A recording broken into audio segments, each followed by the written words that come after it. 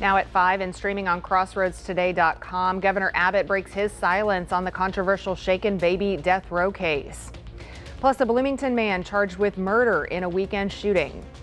And Victoria County Animal Services addresses shelter overcrowding. We will be looking for any kind of sign of moisture, precipitation, a cloud, cooling temperatures, all of that stuff coming up in just a few minutes, so stay tuned. Plus, McDonald's addresses food safety amid the E. coli outbreak investigation. You're watching 25 News now at 5. Good afternoon and thanks for being with us. I'm Shauna Curry. A Bloomington man is charged with murder in a weekend shooting. Today around noon, the Victoria County Sheriff's Office arrested 19-year-old Lazon Jameril Thomas Norman of Bloomington on charges of murder. He's accused in a murder that took place on October 19th in the Mission Valley area. The shooting happened in the 9800 block of Lower Mission Valley Road. 20-year-old Nathaniel Escobedo was taken to the hospital in a private vehicle and later died from his injuries.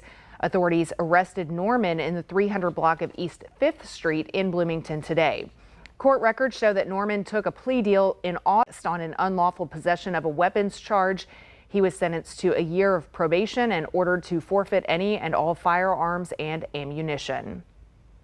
More than 2,000 Victoria County voters cast a ballot in person for the third day in a row of early voting.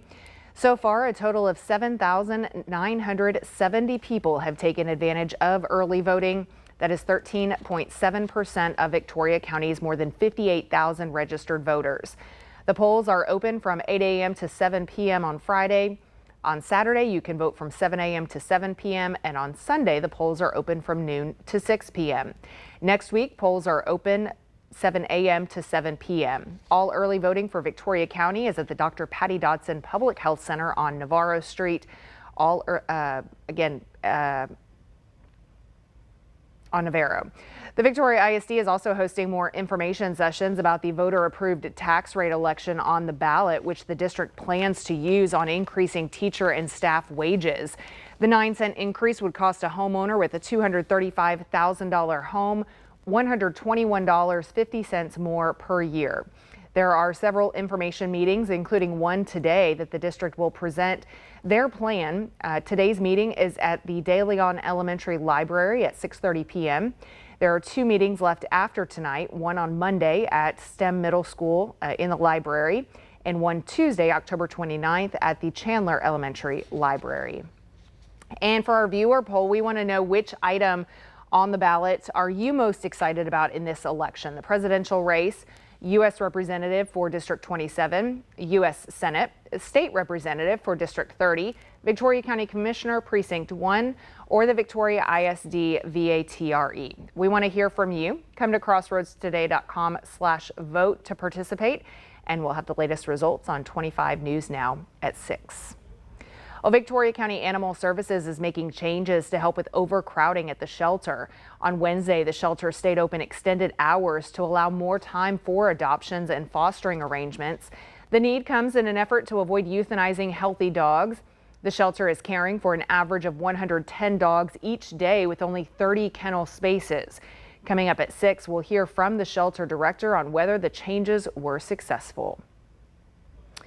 Pretty warm temperatures still. We're not feeling that cool down yet for October. First Warn Storm Team Chief Meteorologist Mac Perez joins us now with a look outside. Mac. No, unfortunately, all the way through Halloween, we're going to be warmer than normal as our hot streak continues. Our dry streak continues as well. Coming up, we'll be talking about the winds, the fog, and the possibility of something in the long term actually giving us a break from the heat. We're talking probably 10 days from now, but we'll talk about it coming up in just a few minutes. So right now, we'll toss it back to you, Shauna. All right, thanks a lot, Mac. Well, Texas Republican Governor Greg Abbott is breaking his silence about the controversial shaken baby capital murder case. At a campaign stop in a North Dallas neighborhood, Governor Abbott let Monday's legal filing do the talking when asked about the Robert Robertson case. We provided an amicus brief to the Supreme Court, and that's all we had to say. In the amicus brief, Abbott criticized a state House committee for overstepping by issuing an unprecedented subpoena to spare Robertson's life. The Texas Supreme Court granted a stay, but Roberson did not appear at the hearing due to a dispute over how he would testify. This raised the possibility of the committee visiting him in the Polunsky unit instead. Roberson's fate remains uncertain as he awaits further action from lawmakers and the state's highest civil court. McDonald's is working to reassure customers that its restaurants are safe as federal investigators try to pinpoint the cause of a deadly E. coli outbreak linked to its Quarter Pounder hamburgers. Meanwhile, the National Onion Association breaks down their process to ensure food safety amid the outbreak. The E. coli outbreak linked to the McDonald's Quarter Pounder has a lot of layers. It may or may not be the onions. It may or may not be the beef. We just don't know. Everyone is waiting for answers from the FDA, like Greg Yielding, with what's called the National Onion Association. Well, they'll say, is that a thing? Sure is. Been around since 1913. The National Onion Association represents onion growers, shippers, and packers all across the country. They've come up with a food safety plan for growers, shippers, and packers, like using clean water, a dry place for storage, and more. But once the onions are shipped, it's out of their hands. Onions are pretty safe anyway because of the skin that's on the onions. So until they get to the shipper packer when the skin's still there, and then the shipper packer ships them out in bags, then they go and they might be processed in various places. And then that's about as far as we go. And then there's a whole nother set of rules and best practices for those people. Yielding says when it comes to the onions you're buying from the store, no matter how you slice it, you're safe because the issues would be more widespread. If that was the case, then people would be getting sick that way. Questions still linger about what's at the root of the McDonald's E. coli outbreak. No one wants to get anybody sick, and no one wants to, deal with the repercussions of that.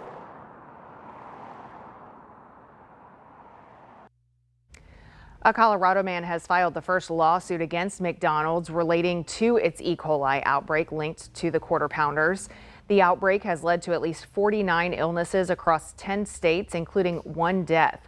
Eric Stelly's lawyer says he tested positive for E. coli after a few days of pain, and he's still recovering. The lawsuit accuses McDonald's of product liability, negligence, and breach of implied warranties.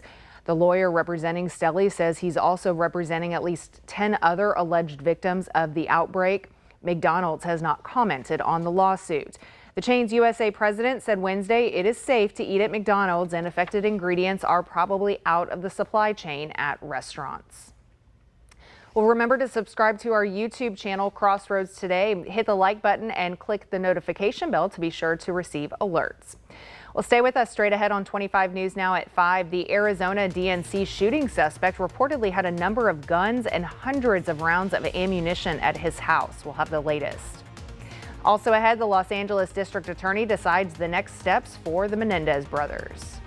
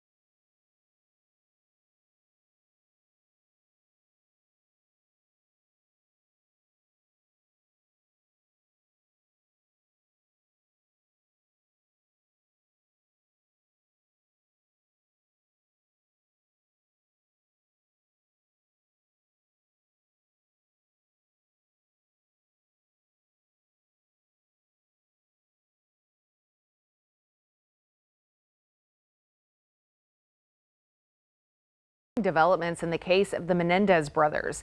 Eric and Lyle Menendez are both serving a sentence of life in prison without the possibility of parole for the 1989 murders of their parents. Amid renewed interest in the case and the emergence of new evidence, the Los Angeles District Attorney's Office reviewed the case and is announcing what is next for the Menendez brothers. Here's ABC's Alex Stone with the details from Los Angeles. This afternoon, the LADA is set to announce his much-anticipated decision in the infamous Menendez case. Eric and Lyle Menendez have been serving life without the possibility of parole after being convicted for the premeditated murders of their parents, Jose and Kitty, in 1989. The brothers maintained years of sexual and physical abuse by their father led them to kill in self-defense. They were tried twice. The first time ended in a mistrial, but they were then convicted in a second trial after the judge limited testimony about the abuse. Prosecutors deciding to review the case after new evidence became available that seemed to support the brothers' claims. A letter Eric wrote to his cousin months before the murders describing his fear of his father's abuse. Also, a new allegation from Roy Rossello, a former member of the boy band Menudo, who said Jose Menendez, once a powerful record executive, molested him in the Menendez family home. They have paid for their crimes, and we as a family have all suffered enough. Just last week, nearly 24 family members came forward pleading for mercy for the two brothers. Lyle and Eric were failed by the very people who should have protected them. But their uncle, Kitty's brother, does not want them freed, saying their motive was pure greed. They were both adults and could have moved out. A judicial hearing in the case is already set for next month. If the DA poses a recommendation, that is going to be read by the judge during his hearing on whether or not this evidence does rise to the level that there needs to be some alternate relief, either a resentencing or a new trial. DA George Gascon said he wanted to review the case after renewed public interest following a Netflix documentary and a scripted series on the case. Alex Stone, ABC News in downtown Los Angeles. Police in Phoenix, Arizona have arrested the man accused of shooting at the Democratic National Committee's field office. Wednesday, 60-year-old Jeffrey Kelly's home was searched as part of the investigation. Authorities reportedly found dozens of guns, thousands of rounds of ammunition, and a grenade launcher. Kelly is facing multiple counts of unlawful discharge, a terrorism charge, and charges of criminal damage. Police say Kelly shot the DNC field office in Tempe 3 times, twice in September and once earlier this month. He's also accused of leaving white powder at multiple Democratic campaign offices in Ahwatukee. The judge has set a $1 million cash-only bond. If Kelly is able to make bond, he will be ordered to wear an ankle monitor under house arrest. In health news, it continues to be a challenging public health issue. Obesity can lead to severe health problems like heart disease and diabetes. And a new CDC report shows that the number of kids and teens with obesity has risen sharply over the last 2 decades. Today's Health Minute has a look at the data and explains how parents can help their children's health. It's a major health concern that continues to worsen. In 2000, nearly 14% of young people ages 2 through 19 had obesity. As of 2023, it's jumped to more than 21%. And in that same time period, severe obesity in that age group nearly doubled. More than 60% of my patients are overweight or obese. So while it does seem remarkable when we hear the information from the CDC, it is not surprising. Dr. Sarah Nozel with the American Academy of Family Physicians says many factors out of a child's control can contribute to obesity, like access to fresh fruits and veggies. So she says changing the obesity trend is something that needs to be comprehensive and done over time. That might mean that I meet with you regularly for more than a year to be working with the entire family about what's happening with food, what's happening with physical activity, really monitoring interventions and supporting the family in making those changes. Nozel says there are simple ways for parents and caregivers to help support a child's health. Remove all juice and soda from the home, which can add empty calories to their diet. Often families think they're making a good choice when they're drinking juice, but actually also that is just another form of liquid candy. Make healthy snacks more accessible. Nozel says to cut up fruits and veggies and set them up front in the fridge where it's easier to grab. And after dinner, do something active as a family. There's great evidence that it can be as effective as a diabetes medication to do physical activity following a meal. For Health Minute, I'm Mandy Gaither. Governor Greg Abbott has announced the appointment of Brian Churin to the Lavaca Navidad River Authority Board of Directors, with his term set to run until May 1st, 2028. You can read the full Texas Tribune article at crossroadstoday.com. Well, good afternoon, everyone. Yes, another sunny day. That's, it's nice. A little warm, but it's nice. Right now, the temperature is running at 89, so obviously we got up to over 90 degrees this afternoon. And of course, those temperatures are just not normal. It's not in just yet. It'll come in any minute. We're supposed to be cooling down to the mid 80s or low 80s, but we don't see that happening through Halloween. After Halloween, there's a little bit of hope that we'll have some rain and some cooler temperatures as well. We'll take a look at that coming up in a moment.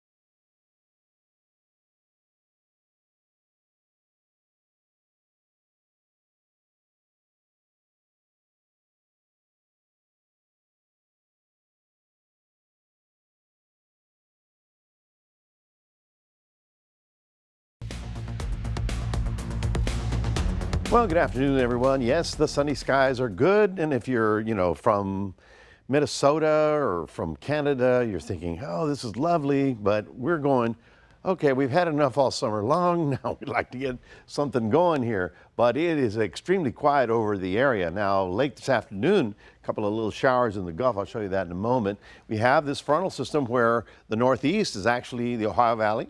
They're actually cooling down. It feels like fall over there. We're waiting for the arrival of this big thing. It's a big Pacific storm that's going to slam into the West Coast. When I say slam, I mean this is the force of a hurricane with the rain, wind, and snow. And this is going to be the first big snowfall for the Rockies. Then hopefully it'll break out into the plains and get close to our area, or at least create a path. Now we'll talk more about a path. Now here's what I was talking about. All of a sudden, here we are. Can we lower the super? There you go. Thank you very much. That's important. You know who I am. Okay, good. All right, so a little shower activity developed out over the Gulf waters, and we're going direction, okay, up toward us. So if you're in Seadrift, go out there at the beach and look, see if you can see these little showers. And if they come ashore, please take a picture of it. We would love to see that. Other than that, we've got that strong south wind that's giving us the warm air. and the moisture is rolling back in. So we're kind of, the only excitement that we have is either humid or it's dry. That's it. Other than that, we're going to be on the humid side tomorrow morning. We'll have more fog, kind of like we did today and yesterday, but the winds are going to be stronger coming up out of the south right here into this area of low pressure, which is the front. Now, as I mentioned, I'm waiting for this thing. This is a big Pacific storm that's winding up. You can see it rolling around. It's going to be rolling up into the northwest and then diving down through the Rockies. That will be a teaser front for us by the weekend. So we'll get a tease front, like it almost is going to make it, but it doesn't really. But behind it, hopefully there'll be a stronger one in the longer term. Tomorrow, another warm day with temperatures around 90 degrees, not only for us, but for most of the state. Looks like Lubbock and Amarillo will get a little bit of a break, at least of a north wind. Christy, the hurricane, is moving out to the Pacific, not a problem. Down here, we still have the potential to get some sort of tropical activity to develop in the Caribbean in November. Okay, that's like really weird to say that. So this storm is going to be, shall we say, one for the record books. It'll likely form, it'll wander around the Caribbean before it decides to either go to the northeast or to the north. If it goes to the north, then Florida's got all kinds of problems to deal with, and we're talking a tropical storm in November. That's like crazy, okay?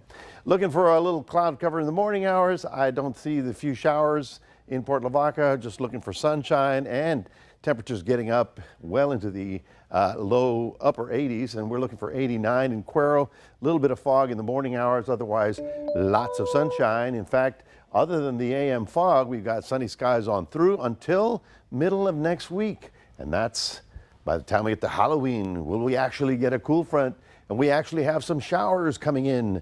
Only the ghosts will know. We'll talk more about that later on. Right now, we'll toss it back to Shauna. All right, definitely could use some rain. We just don't want it necessarily Halloween night, so we'll keep an eye on it. Well, coming up next on 25 News Now at 5, we'll take a look at your stocks. Plus, how election uncertainty is hurting U.S. businesses and risking the economy.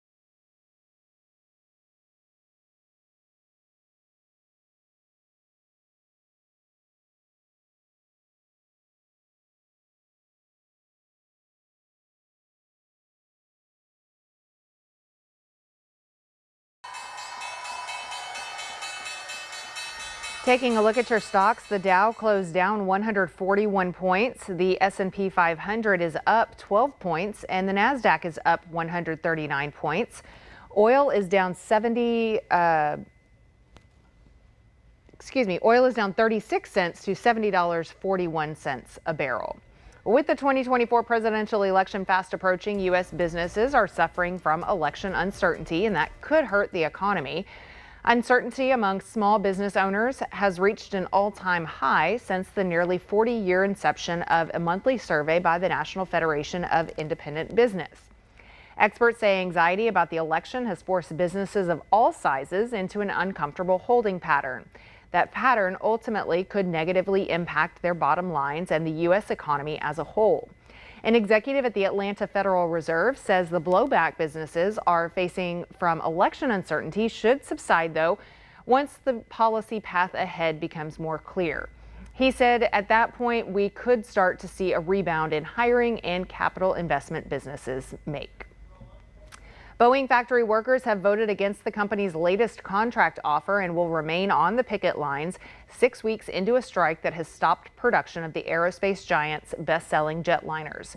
Local union leaders in Seattle say 64% of the members of the International Association of Machinists and Aerospace Workers voted against the proposal on Wednesday. The offer included pay raises of 35% over 4 years. Boeing workers say the company's refusal to restore a traditional pension plan that was frozen a decade ago is a sticking point. Boeing officials did not comment on the vote. Well, stay with us. When we come back, we'll take one last look at your forecast. Plus, New Orleans rolls out the red carpet for Taylor Swift with a giant surprise. And here's a look at what's coming up on World News Tonight, right after 25 News Now at 5. 12 days to go, and more Americans turn to David Muir and World News Tonight than any other newscast. The race, a dead heat. With so much at stake, turn to David Muir on election night and ABC's World News Tonight with David Muir, the #1 newscast in America.